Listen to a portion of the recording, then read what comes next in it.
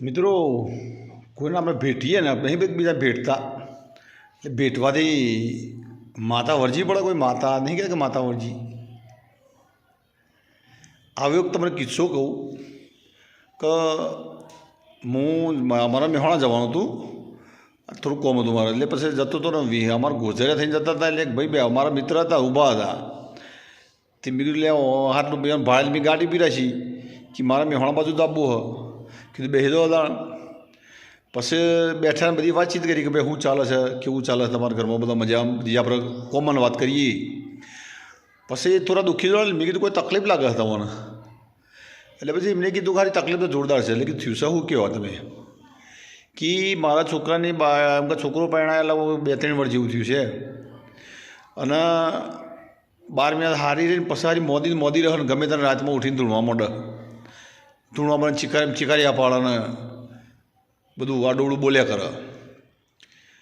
અને સારું કે જેટલા ભૂવા ભાણજી આપણે કોઈ ઠેકાણું પડતું નહીં. એટલે પછી એક બુવાજીને એવું કીધું કે ભાઈ જાણે તમારે એમ કે આ ભાઈને તમે તો પરણાયો અને જે આપણે કન્યા વિદાય નહીં કરતા, તો કન્યા વિદાય પછી જે બધા એકબીજા નહીં ભેટતો, કન્યા વિદાય પર કન્યાના પરિવારજનો કે ગામવાળાનો બધો જે કુટુંબ કબીલો બધો, તો એ વખત ભેટવામાં એ તોની માતા આ તમારા કા બાયડીમાં આવી છે એવું એ ભાઈઓને કેવું છે. એટલે મને નવી લાગી કે આરું ભેટવામાં છે માતા પહેરી જતી છે યાર. જે જગ્યા ઉપર જો તમને કહું ચેમ ના પહેરની વાત કરું કે જે જગ્યા પર આપણે કન્યા પરણાવવાની જે જગ્યા એરિયા હોય છે ને એ ગામમાં ગણપતિ દાદાનું સ્થાપન કરીએ છીએ. આપણા લગ્નમાં ગણપતિ દાદાનું સ્થાપન શું કાં કરીએ છીએ કે કોઈ વિઘ્ન હળતા છે, કોઈ વિઘ્ન ના આવે. તો આવું બધું આવતું છે યાર જો ગણપતિ બેઠા હોય. છતાં બધા આવી બધી માન્યતાઓ છે ને આવે છે. એટલે પેલાને આવું જલાયેલું. આમાં પહેલાં ભુવાના અઠવાડિયા 10 દાડે 15 દાડે બોલ્યા કર્યું અને બિચારાને આવે એટલે 7-8-10 હજારનો ખર્ચો પડે. 100 આવે એટલે પૈસા હાલવાના ને એ કેમ બધું કરે કરવું હમણાં કોઈ ફેર પડે નહીં. અને પેલી ભાઈ ખરી આખો દાડો એ ઊંઝે કરે ને પછી ઝપકીને જાગી જાય ને ચીકાર્યા કરે. એટલે મને સમજણ પડી છે કે આ બિચારો હવાળ ચડ્યો છે. કીધું લે ભાઈ 100 પરિણામ માતા ના આવે, કોઈ બીજી તકલીફ છે તમે જુઓ, આ બધી અંધશ્રદ્ધાઓ છોડો તમે. સૌ વહેળા આવી જતી છે કીધું 100 માતા આવેથી ચોટી પડે યાર, બાથે પડો એટલે માતા ચોટી પડે કયો કહેતો હતો કીધું. પછી મેં કીધું હારો હેડો હું તમારા માટે કોઈક કરું છું. એટલે પછી મારા એક બીજા મિત્ર છે, સારા છે ભુવોજી, આમ વ્યવસ્થિત માણસ છે. એટલે મેં બધી વાત કરી. મેં કીધું યાર આર્ય કાચંડી કાઢવાની છે. એટલે મને આખી વાત સમજાય. કીધું તમારે એવું કહેવાનું ભાઈને લઈને આવું એટલે કે ભાઈ જે સહી એમ કે તમારા મટવાથી મતલબ પણ એમ કે માટે હું દવાખાનો લઈ જાઉં, દોઢ આલે ને તમે એને મગજના ડૉક્ટરની તમારા દવા કરાવો. અને આ દવા થોડી મગજના ડૉક્ટરની ખબર તમારે 15 દાડે મારા ફાઈન આપવાનું, પછી હું બધું વળાવી દઉં. એટલે વાસ્તવમાં શું થયું હતું કે એ બેનને માનસિક થોડી બીમારી થઈ હતી. બીમારી થતી હતી એટલે આમ ચીકર્યા પાર આમ ધૂળ બૂણ આ બધું કર્યું. મતલબ એવું આપણે જે પેલી નહીં કહેતા એ થોડી બીમારી થયેલી. એટલે આડોળો જે બોલેસ કરી એક વસ્તુ બોલેસ કર્યું. એટલે પેલા ભાઈને 15 દાડા સારા ડૉક્ટરની સલાહ લઈને સારા ડૉક્ટરની દવા લીધી ને પેલા ડૉક્ટરે શું કર્યું કે પહેલાં તો જે મગજનો ડૉક્ટર હોય તો પહેલાં તો તમને ઊંઘાડી જ દે, ઊંઘની જ દવા લે.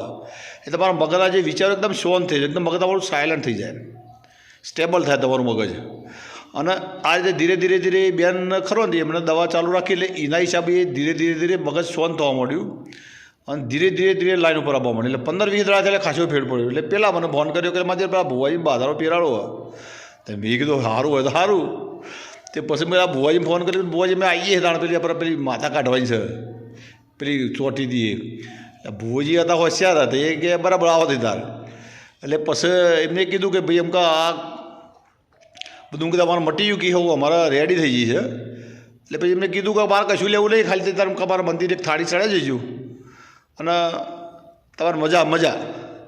એટલે પેલા માતાજીની પ્રસાદી રૂપે એક થાળી ચડાવી, મતલબ પ્રસાદી ભગવાનની, અને પેલાના મનનું સમાધાન કર્યું અને વાત આખી પતાવી દીધી. હવે મિત્રો ચીટલી અંધશ્રદ્ધા કહેવાય. કલે આ સોય આવું સોય માતા ચોટી વાર માતા તમે માતા એટલે સમજાવું તમે યાર. દેવનું શું સમજાવો તમે? સોય ગમે પહેરી જાય બાથે પર એટલે ચોટી જાય કે એ રોતી રોવો તો બધી દીકરી ના રોવાય યાર, બધી દીકરી રોવો એટલે બધા માતાઓ આવી જાય. હાવ અંધશ્રદ્ધા છે. તમે ભગવાન પર શ્રદ્ધા રાખો, મંદિરમાં જાઓ, દરરોજ જવાનું મંદિરમાં, તમને ગમે એ મંદિરમાં જાઓ. અમે દરરોજ મંદિર જઈએ, અમને ગમે એ મંદિરમાં જઈએ, પણ આવી હાવ અંધશ્રદ્ધા નહીં રાખવાની. આ તો સારું થશે કે પેલા મારા મિત્ર હતા બહુજી, સારા માણસ છે, મેં આખી વાત કરી, મેં આખી વાતમાં સમજી જાય કે ભાઈ પ્રશ્ન ચો બન્યો હોય. બાકી તમારું ઘર ખરું, ઘરનો નળિયો એનો જો અવળા રવાળ ચડો ને તો અને રાગ શું થાય કે પેલી બેનને માનસિક બીમારી વધ્યા કરે, અને કોઈક દારો નાઈ કોઈક કરે તો આપણે ભાઈ ખોઈ બેસીએ ને યાર. એટલે મિત્રો આવી બધી અંધશ્રદ્ધાઓ જાજો નહીં માનવાનું, થોડી મગજની દવાઈ કરાવવાની. મિત્રો આ બાબત તમારું શું કહેવું છે? તમારા વિચારો રજૂ કરજો. જય હિન્દ, જય ભારત.